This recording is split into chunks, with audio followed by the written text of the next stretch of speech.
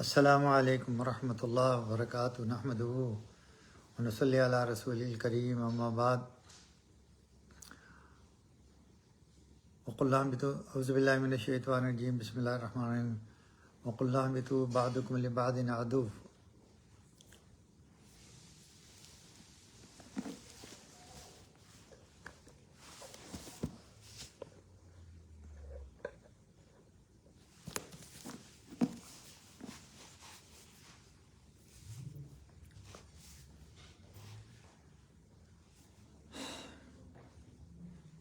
اور ہم نے کہا تم سب اترو، تم ایک دوسرے کے دشمن ہوگے۔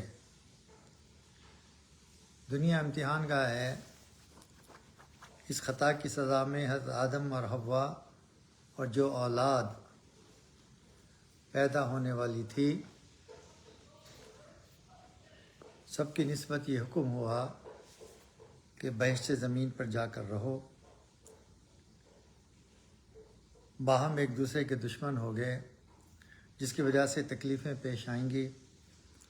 بہشت دارالعصیان اور دارالعداوہ نہیں، ان امور کا مناسب دار دنیا ہے جو تمہارے لیے امتحان گاہ بنایا ہے۔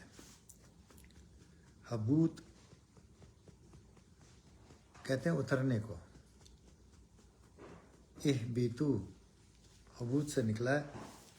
بلندی سے پستی کی طرف جانے کو حبوط کہتے ہیں۔ اس لیے جنت عرضی نہیں ہو سکتی بلکہ جنت ماوا ہی ہو سکتی ہے۔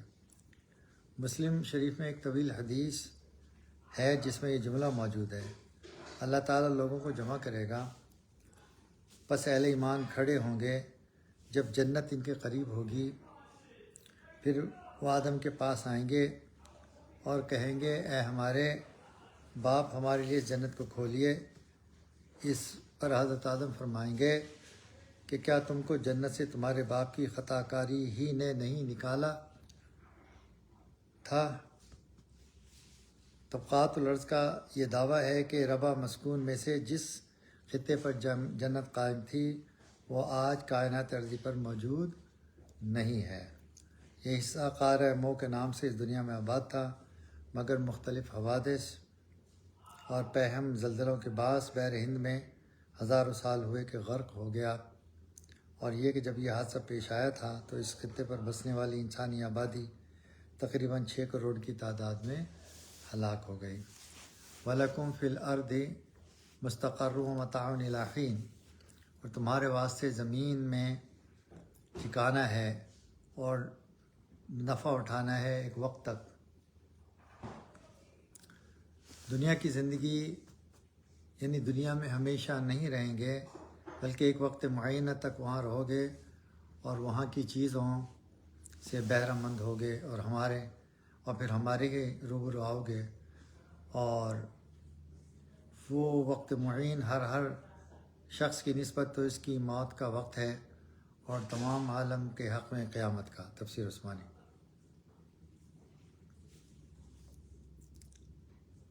دنیا غموں کا گھر ہے، یہ بات مؤلف قرآن میں مفتی اعظم شفیع رحمہ اللہ تعالیٰ نے لکھی ہے، بخلاف اولیاء اللہ کے کہ وہ اپنی مرضی اور ارادے کو اللہ رب العزت کی مرضی اور ارادے میں فنا کر دیتے ہیں، اس لیے ان کو کسی چیز کے فوت ہونے کا غم نہیں ہوتا۔ زمین کے منافعوں میں، زمین میں حیوانات کے ارزاق، وقوات اور انسان کے لباس، کوئی حیوان زمین سے مستغنی نہیں۔ زمین ایک تخم کو اضافاً مضافہ بنا کر واپس کر دیتی ہے۔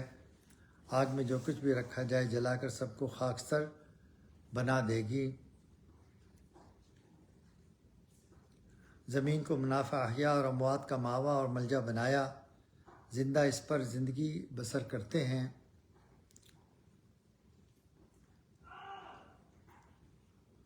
اور مر کر اسی میں دفن ہوتے ہیں۔ زمین کے عجائب میں تفکر اور تدبر کا حکم دیا۔ مساجد اور وہ بیوت کہ جن میں صبح و شام اللہ کا نام لیا جاتا ہے زمین پر ہی واقع ہیں۔ بیت الحرام کا شرف بھی زمین کا منبع برکات اور سرچشمہ خیرات ہونا بیان فرمایا ہے۔ چشمے، نہریں، اشجار، ثمرات، لذائذ و طیبات، رنگ برنگ کے ملبوسات، قسم قسم کے حیوانات، عجیب و غریب باغات، یہ تمام منافع حق جل و علا نے زمین میں ہی پیدا فرمائے ہیں۔ جو چیزیں زمین سے پیدا ہوتی ہیں آگ ان کی خدمت کے لیے ہے۔ جب ضرورت ہوتی ہے تب آگ سلگائی جاتی ہے، ضرورت ختم ہوتے ہی آگ کو بجھا دیا جاتا ہے۔ آگ زمین کے لیے بمنزلہ ایک خادم کے ہے اور زمین بمنزلہ مخدوم کے ہے۔ کل انشاءاللہ تعالی حضرت آدم علیہ السلام کے ساتھ کیا کیا چیز اتری، کل نہیں پیر کو انشاءاللہ بیان کریں گے۔ اللہ تبارک تعالی ہمیں کلام پاک کو پڑھنے کی، سمجھنے کی اور اس کو عمل کرنے کی توفیق عطا فرمائے۔ السلام علیکم ورحمۃ اللہ وبرکاتہ۔